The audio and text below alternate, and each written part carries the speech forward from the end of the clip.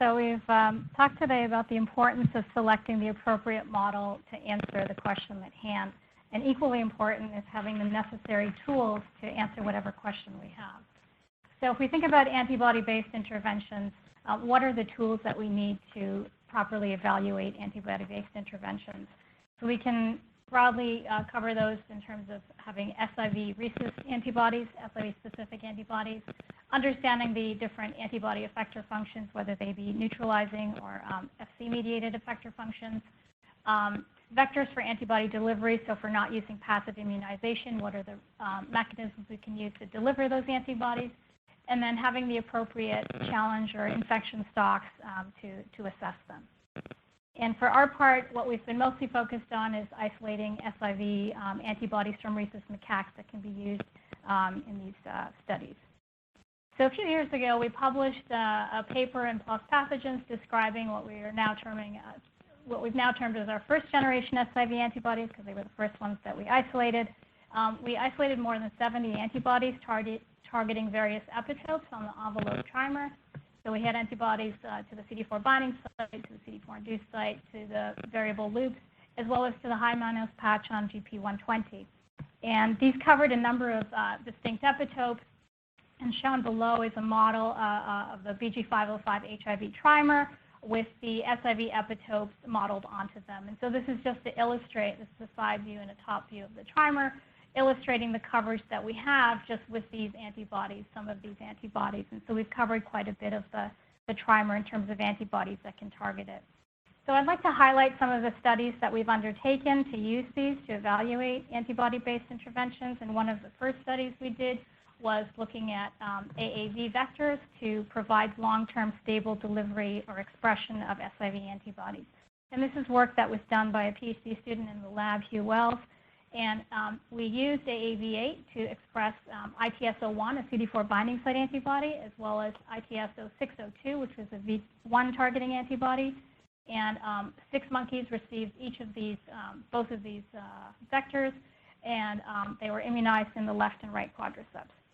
And shown here is the pharmacokinetics for the 2 antibodies.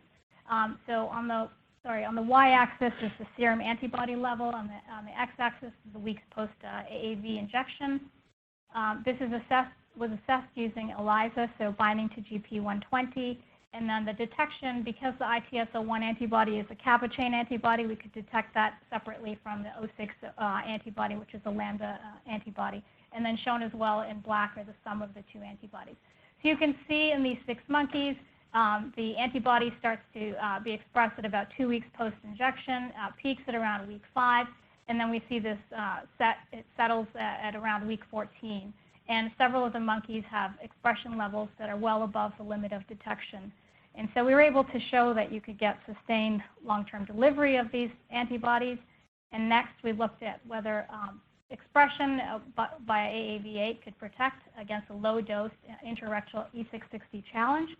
And so monkeys were injected with AAV expressing 01, 06, the V1 antibody, or ITS-52, which is a V3 targeting antibody. And monkeys either received a single antibody or multiple dual or triple combination injections, and we had historical controls to compare to. And so this is the Kaplan-Meier showing the percentage of infected animals over the course of several challenges. So as I said, the control animals shown in red were historical controls taken out beyond the study. And then if you look at the antibodies that received a single antibody, there was no difference between them and the control animals, whereas animals that received dual or triple antibody combination via AAV8 showed protection against multiple low-dose challenge. So in addition to that, we also were interested in evaluating chimeric antigen receptor T cells as a vehicle for targeting infected SIV-infected cells. And so this is work done by a former postdoc in the lab, Nami. And so chimeric antigen receptor T cells, this is just a representation where we replace the cell surface receptor of the TCR with a single chain fragment variable from an antibody. So in this case, we were using variable fragments from the CD4 binding site V1 or V2 or V3 antibodies targeting SIV, and then looking at in vitro ability to suppress viral replication. So Nami expressed, as I said, multiple CAR T cells.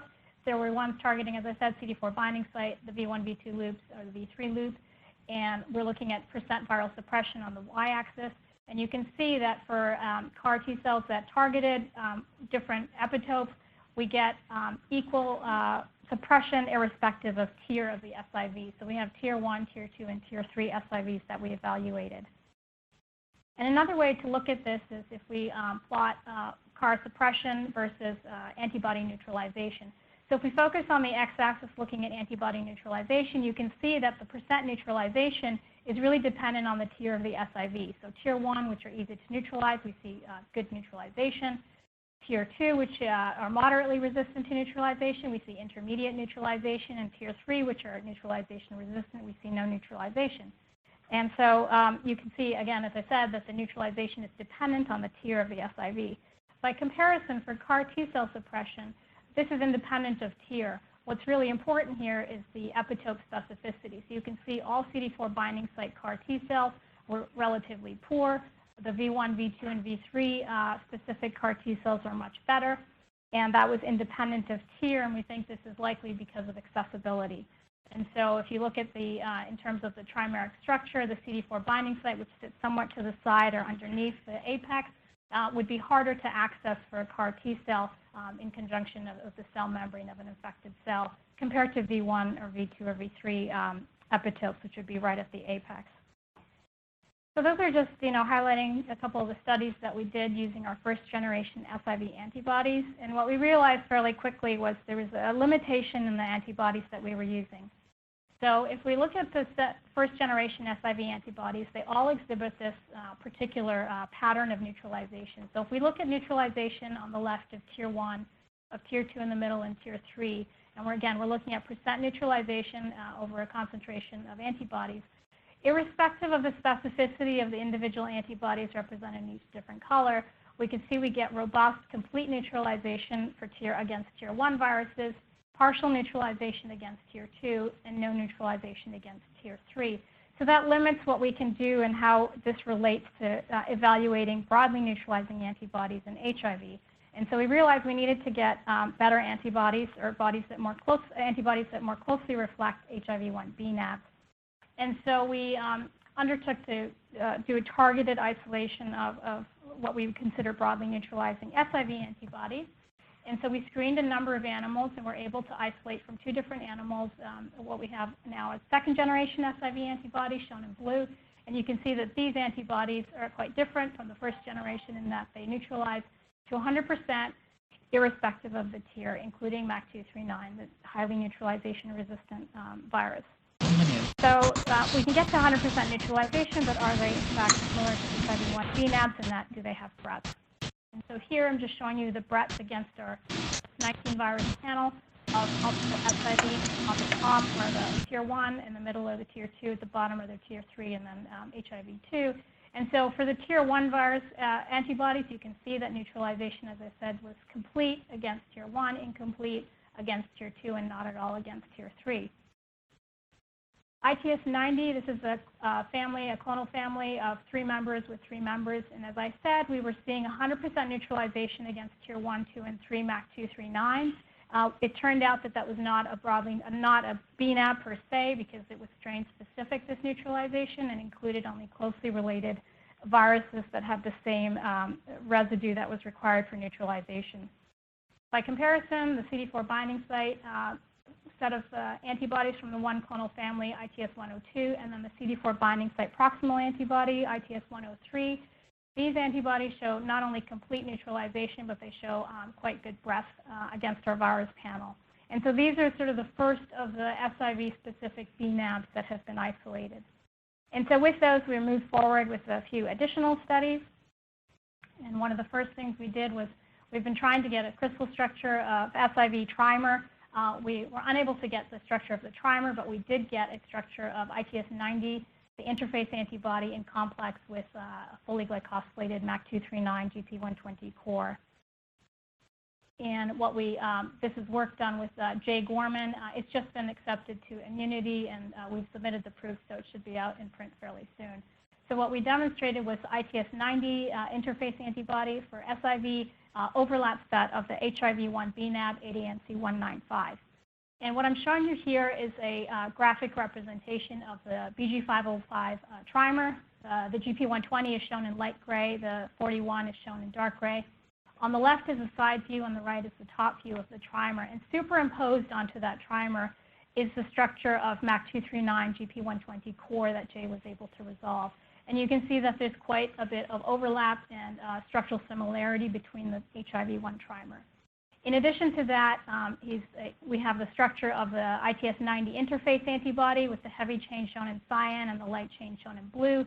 And you can see that its epitope significantly overlaps that of ANC195 shown in purple. And taking that one step further, in terms of the crystal structure of this monomer core protein shown in red, Jay, as I said, this was a fully glycosylated structure. And so Jay modeled the HIV-1 glycan. So this is showing the SIV glycans in green and the HIV glycans in white or gray. And you can see that there's quite a bit of concurrence in the glycans that are distributed on the surface of this core protein, suggesting that there's a functional similarity between those glycan shields and perhaps shielding particular epitopes on the trimer. And then a more recent study that we did, we were able to look at immunotherapy or passive infusion of an bNAb under ART suppression. And so the study itself wasn't actually to look at immunotherapy of a bNAb, but it was part of another study, so the alpha-4 beta-7 study, where we were trying to recapitulate the results previously shown and also determine whether the activity of that could be recapitulated by just blocking the interaction using a V2 binding antibodies that could block binding for alpha-4 beta-7. And included in this study was ITS103, the CD4 binding site proximal broadly neutralizing antibody, as a control group. And so when we looked at in the study, there was no effect for the alpha-4 beta-7 as shown in the original study. There was no effect with the V2 targeting bNAb, but we did see delayed viral rebound following passive immunization with this monotherapy of ITS103. In that study, which has just been published, we show that there's virus selection immediately after ART is withdrawn, and more importantly, that the SIV escape pattern that we see with ITS103 in SIV is very similar to what we see in HIV with BRCA1 monotherapy, another CD4 binding site antibody. So to summarize, we've isolated a number of first and second generation SIV antibodies and broadly neutralizing antibodies to add to our SIV NHP toolbox for evaluating antibody-based interventions. Highlighted in red are those which we determined are broadly neutralizing. I didn't get into that, but we also have emperor-specific antibodies to SIV, which are also broadly neutralizing. And so in summary, we've been able to use the antibodies we've isolated so far to answer a number of questions, as I've shown you. Stable long-term expression of SIV antibodies via AAV, protection against low-dose challenge by when we use multiple AAV expressing SIV antibodies, that SIV CAR T-cell efficacy is determined by the epitope accessibility and not by the tier of the virus. We've also been able to isolate a GP120 crystal structure showing the structural similarity to HIV-1 as well as the functional similarity of their glycan shields. And then finally, delayed viral rebound with a SIV CD4 binding site bNAb monotherapy under cover of ART with remarkable concordance of the kinetics and positional escape. The sequence for escape were actually were exactly the same in several of the positions between SIV and HIV. And so with that, I'd like to acknowledge some of the people that were involved. Leonard and Nicole were instrumental in isolating some of these second-generation antibodies. Hugh was part of the work early on to isolate the first-generation antibodies, as well as the AAV work. Nami, as I said, did the CAR T-cell work. Jay Gorman isolated the crystal structure and is working on an SIV trimer for us, and of course the flow cytometry core for a lot of cell sorting to get to these SIV-specific B cells and antibodies. And I'll finish up with highlighting the SIV toolbox that we have in terms of the antibodies that we've isolated and the different things we are using them for. in collaboration with a number of different groups, and we invite people to, request antibodies because we're happy to share them for whatever you need.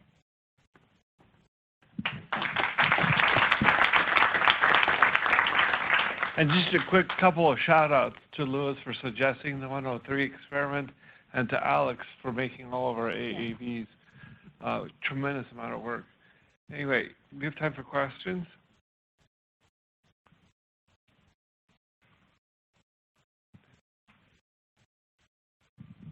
Maybe you said this, Nancy Haygood, the dose in the last experiment of the SIV CD4 binding site antibody? Mario, do you remember that? We gave 20 mg per kg every 3 weeks, and we were achieving of these antibodies in excess of 100 or 200 micrograms per mil in the plasma. The nice thing about these, they're all natural non-human primate antibodies that have been isolated from primates that have been infected, and so they have very good pharmacokinetics with half-lives of the 2 to 3 to 4 week range. And they don't develop it. There's no ADA except occasionally in the AAV experiments, but not, yeah. One other thing I failed to mention is all of these antibodies are cloned into an IgG1 rhesus constant region backbone. So. Alex? Hi, Alex Ballas from the Reagan. Very nice talk. I was curious, so you're calling 103.1 CD4 proximal, but you're saying the escapes mirrors VRC01. Yes. Is that also considered proximal? So interestingly, the ITS-103, if we try to compete with viable CD4, won't compete. But it's in the neighborhood. The same. Yeah, it's like weak. So if we compete ITS-102, which we're terming CD4 binding site, there's a good, strong competition between the two. But we're not seeing that it's marginal, and so we're calling it CD4 binding site proximal. It might just be an angle of approach type of thing, but. Yeah, it's interesting. All right. Anything else? All right, thank you.